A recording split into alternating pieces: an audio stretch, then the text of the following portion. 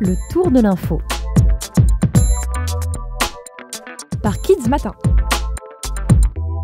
Hey, salut! Contente que tu aies cliqué sur notre tour de l'info. C'est Aurélie. Et Sandrine de Kids Matin.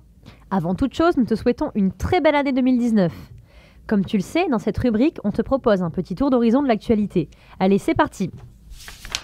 On commence par te parler de ce qui se passe aux États-Unis depuis le 22 décembre.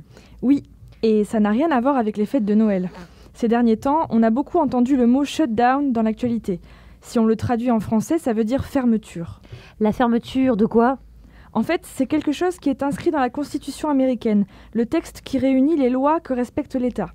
Quand le Congrès, qui détient le pouvoir de faire les lois aux États-Unis, n'arrive pas à s'entendre sur le budget, c'est-à-dire l'argent dont il peut disposer pour le pays, il ne peut plus payer ses fonctionnaires, les personnes employées par l'État. Ces personnes doivent alors arrêter de travailler et donc une partie des administrations sont fermées. 800 000 personnes sont concernées. Lesquelles, par exemple?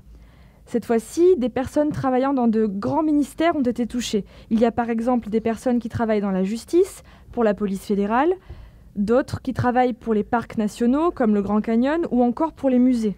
Tout le monde doit arrêter de travailler? Non, pas tout le monde. Certains que l'on juge essentiels, comme les gardiens de prison, les contrôleurs aériens ou les services de santé, doivent quand même aller travailler, même s'ils ne sont pas payés. Ah, quand même!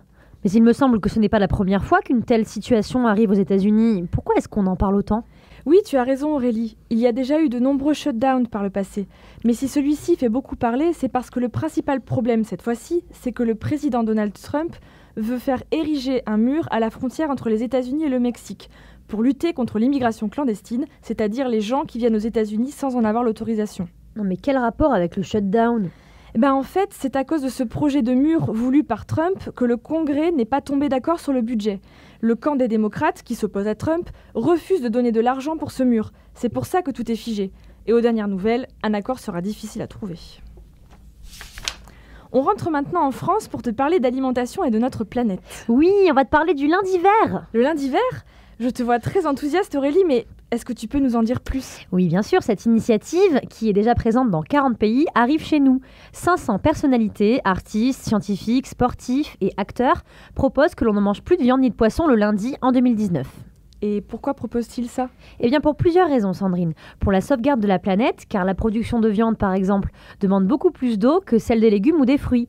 C'est aussi bon pour la santé des personnes, car consommer trop de protéines animales, que l'on trouve notamment dans les viandes, les poissons et fruits de mer, augmenterait les risques de maladies cardiovasculaires qui peuvent atteindre le cœur, le cerveau, ou le diabète encore quand on a trop de sucre dans le sang ou dans les urines, ou encore les risques de cancer.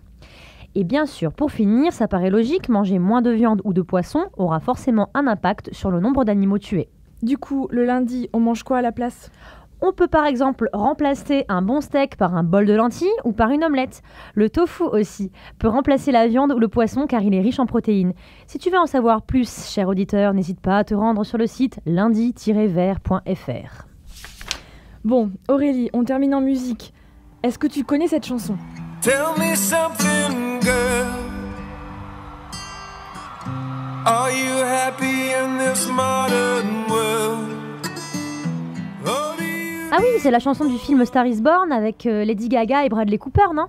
Tout juste. Et cette chanson cartonne. Elle compte déjà 184 millions de vues sur YouTube. Et pourquoi on en parle cette semaine particulièrement? Parce que grâce à cette chanson, Lady Gaga a remporté le prix de la meilleure chanson pendant les Golden Globes, une cérémonie qui récompense les films et séries américaines en 2018. Ok. Et il y a eu d'autres prix?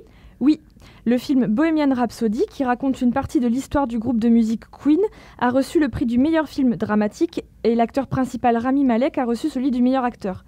Et dans un autre genre, le film First Man, qui racontait l'histoire de Neil Armstrong, le premier homme à être allé sur la Lune, a reçu le prix de la meilleure bande originale. Voilà, ainsi s'achève notre tour de l'info de la semaine. Merci de nous avoir écoutés. Sandrine et moi, on vous dit à la semaine prochaine. Pour découvrir de nouvelles infos sur Kids Matin. Salut. Le tour de l'info. Par Kids Matin.